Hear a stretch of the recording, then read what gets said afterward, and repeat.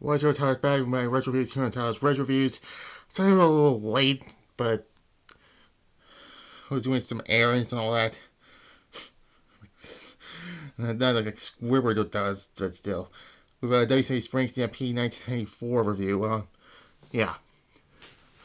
I'm going to take a look at this and Slamboree because these two are, what am I trying to say? Are two periods before Hulk Hogan came in, and we all know the rest of it.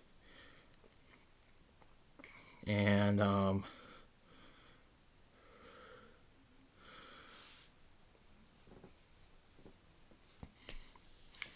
yeah. So let's get into it. April 17th at the Rosemont Horizon in Chicago, Illinois, really. But still.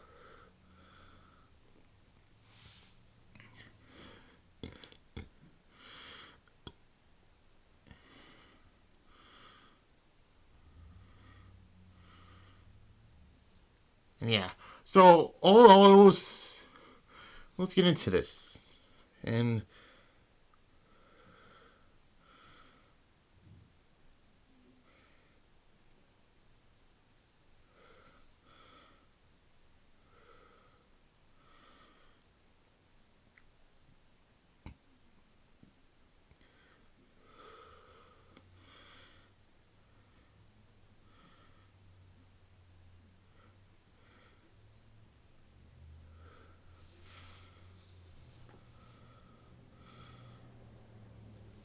yes. Before I get to it, how do I got to watch this? Well, they made a WCW Vault channel a year ago, I believe. And yeah, that's how I.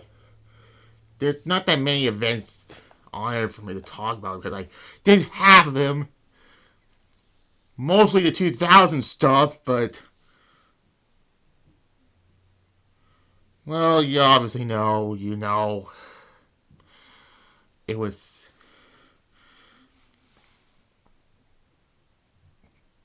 It was there. But, like. But anyways, we got that out of the way, thankfully.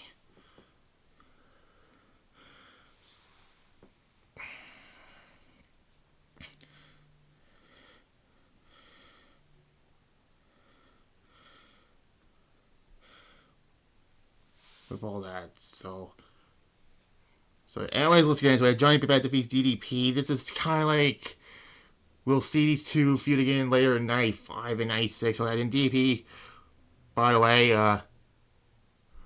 would have a lot of matches, all the 5 spring stampedes. Opener here, he fought Marchman in the main event, he fought Raven in the semi-main, and he main evented the last two for the world title. The 4-way 99 and the one against Jarrett at 2000 and all that.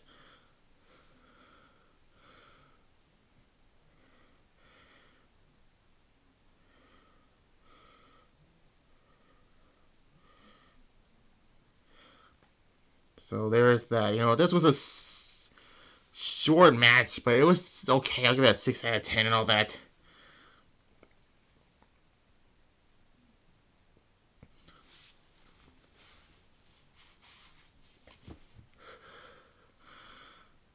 And yeah.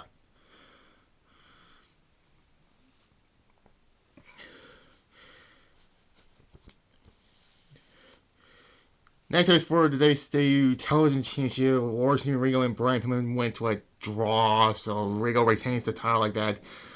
I don't know why they do time limits in TV title matches. That's television, not. This is pay per view. But.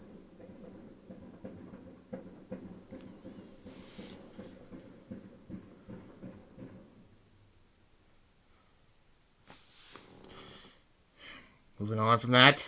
I don't know what the hell was that. Um.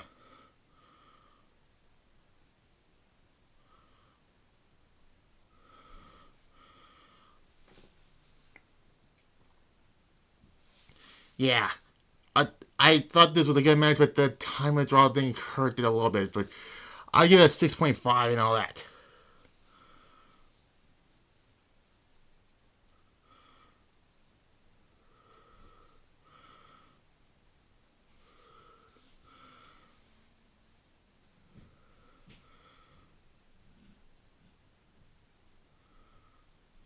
And yeah, then we got a Chicago Street Fight. The next he defeats Kakachek and Max Payne.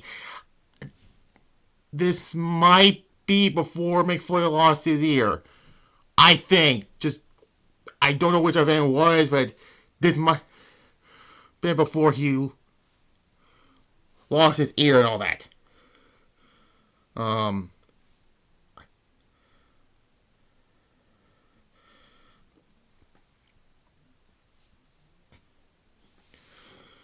but anyways, the tag titles also were on the Nasties, but they were not defended in this matchup, which is kind of weird. I think they were defended the next pay-per-view Slamboree, but we'll get to that later on and all that. Still.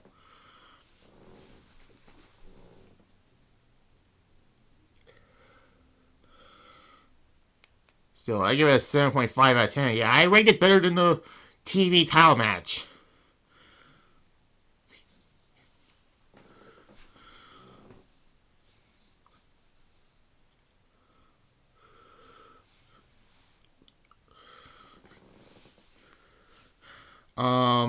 And then we get a match I can't believe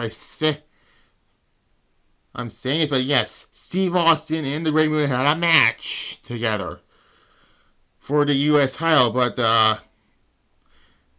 it ends in a disqualification. How the fuck did it happen? Did Muta just miss right there? No, it's that stupid over the top rope move rule where if you threw the guy over the top rope, you're automatically disqualified. What the? How does that make sense?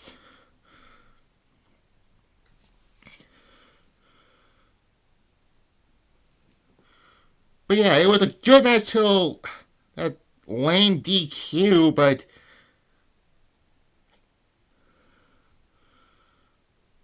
yeah.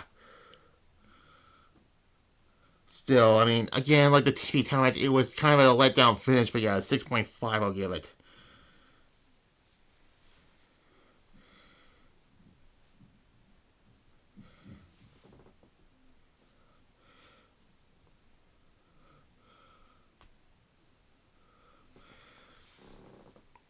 Yeah. And then we get for the next match is for the WCW International World Heavyweight Championship, the big gold belt, really. We will not see that other time, by the way, right after Slamboree, but more of that when I get to that show or event, really, in a few weeks from now.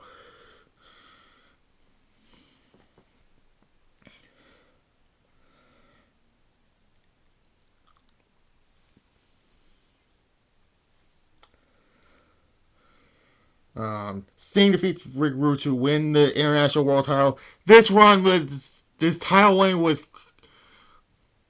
well, Sting won the title here, but we obviously know Rude won the belt back in Japan and all that, but then that was the match where, unfortunately, his career was over after, Rick Rude's career was over after that.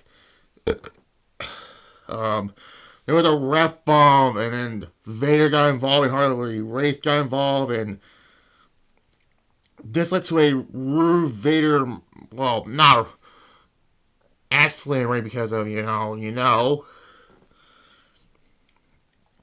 but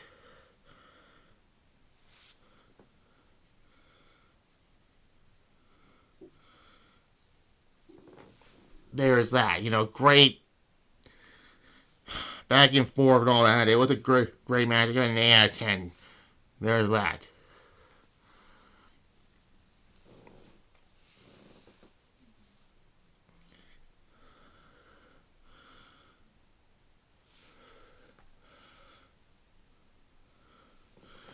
Um, and anyways, next up is a bunkhouse match. It's just a no rules type matchup. Bunkhouse Buck defeats Dustin Rhodes. This was like, I believe, was the start of the WCW versus Dustin Rhodes thing that kind of ended in a War Games match at Fall Brawl, which you also know that period was so fucking, was not a good show. I'm gonna be honest. But yeah.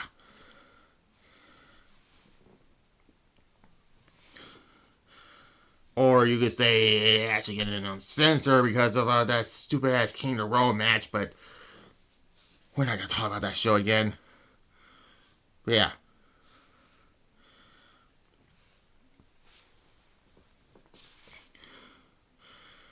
It was a fun match. I got a 7 out of 10, and there's that.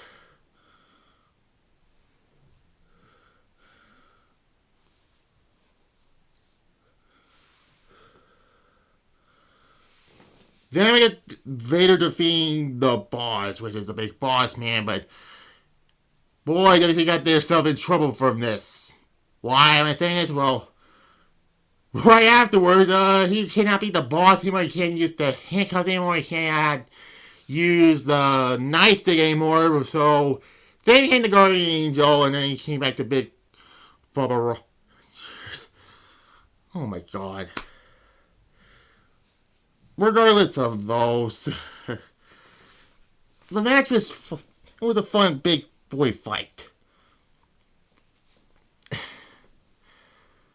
Oh, Jesus.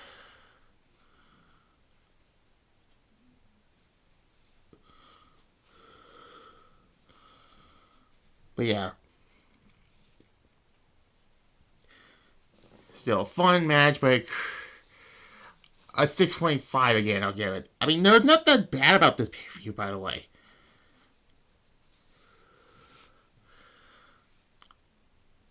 And that concludes with the main event for the WCW World Heavyweight Championship.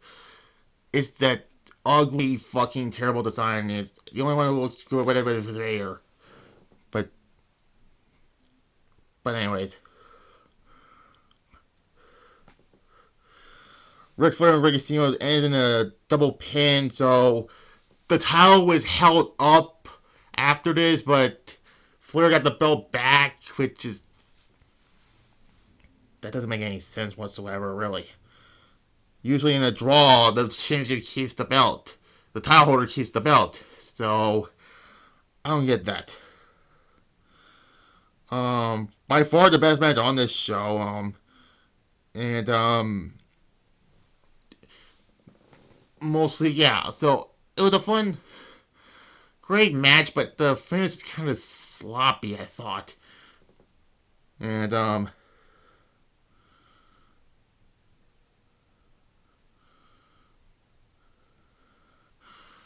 but yeah, I give it an 8.5. I know this was not their best ones, but you know, all in all, it was a good event, you know. And there's that.